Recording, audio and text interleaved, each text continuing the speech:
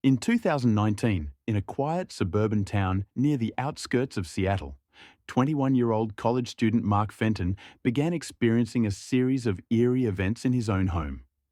What started as strange noises and an unexplained app on his phone quickly escalated into something far more terrifying. This story is based on the events recorded from his phone, leading up to his mysterious disappearance. To this day, Mark's case is one of the most perplexing unsolved mysteries in Washington. Mark lay wide awake, scrolling through his phone in the dead of night. A notification pinged from an unknown app. See yourself. Curious, he tapped it open. His screen showed a live feed of his own living room, dimly lit and quiet. Confused, he peered closer. Then, a shadow slipped into view, moving strangely, almost gliding. His pulse quickened. He was alone, wasn't he? The figure on the screen drifted closer, its face hidden in shadow. Mark felt his heart race. His eyes scanned the room around him, empty, silent. Then another message popped up on his phone. Look behind you. A shiver shot down his spine. He hesitated, but something pulled him to turn. As he slowly looked back, a faint whisper echoed. I'm waiting. He spun around, but no one was there. The figure had vanished from the screen, but Mark's room suddenly felt suffocatingly silent. He could still feel eyes on him, watching from somewhere unseen. The notification chimed again. Closer than you think. Mark shut his phone, forcing himself to breathe. Just a glitch, he told himself. But the feeling lingered. The next night, at midnight, his phone lit up again. This time, the figure was at his bedroom door on the live feed. He stared, frozen, barely breathing. The figure seemed to twitch, its movements jerky, unnatural. It was coming closer, slipping further into his room. His hand trembled as he went to lock the door. But the handle was cold, like something had just touched it. Suddenly, the app glitched, the figure vanishing from the screen. Relieved, Mark exhaled, until he saw his reflection in the phone screen. Behind him, the faint outline of a figure was barely visible, hovering near his bed. A whisper trickled from his phone's speaker, just loud enough to send a chill down his spine. I see you. The following night, his phone buzzed again. Come find me. A warning flashed across his mind, but curiosity won.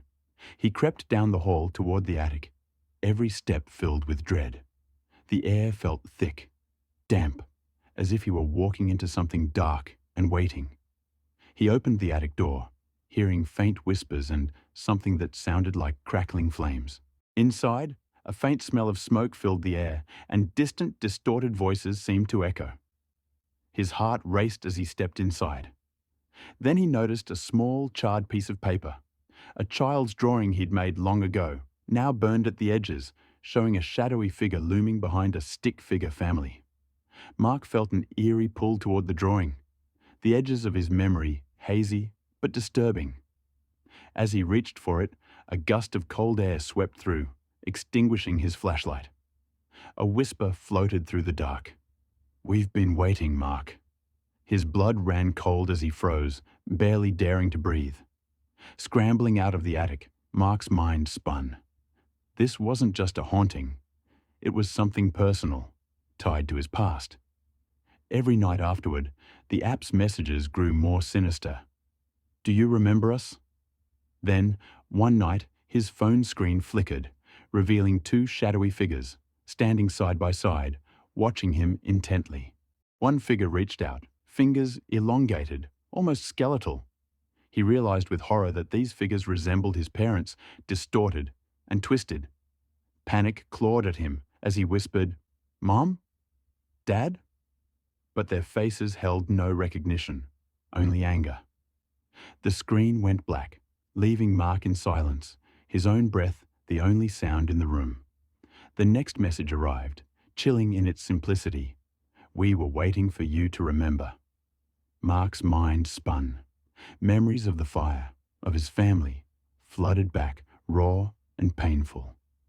He realized he'd suppressed the trauma for years, but they hadn't forgotten. His parents were here, twisted by something dark and vengeful. Mark couldn't escape the guilt that haunted him. Then his phone buzzed. "Come to the attic." Now, heart pounding, he made his way upstairs, every step feeling like it led him deeper into something he could never come back from. The attic door creaked as he entered, the smell of smoke stronger than ever. In the dark, he felt a cold hand grasp his shoulder. He spun, heart in his throat, but no one was there. His phone buzzed again. "Face us, Mark." The air grew icy, the pressure building. He could almost hear their voices blending together in one chilling whisper. "Why did you leave us?" Desperation took over. "I'm sorry," he shouted into the empty attic. But the shadows only loomed closer, surrounding him. His mother's face emerged, her expression filled with grief and fury, her voice echoing in his mind. "You left us. You forgot us." Mark's chest tightened as his past refused to let go. The final message appeared on his screen. "Forever together." His vision blurred as the shadows pulled him deeper into the darkness, their cold, twisted forms merging with his own. Mark's last thought was a chilling realization. His past had finally consumed him, trapping him in the shadows with them, forever bound to the darkness. Mark's body was discovered weeks later in his home's attic under circumstances that remain unexplained. His phone, found next to him, showed the eerie messages from the See Yourself app, though experts have been unable to trace or even confirm the app's existence.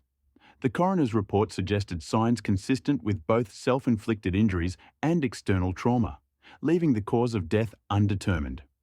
Mark's case remains officially open, with investigators continuing to receive reports of strange sightings in the area, adding to the legend surrounding his disappearance, a mystery that haunts the town to this day.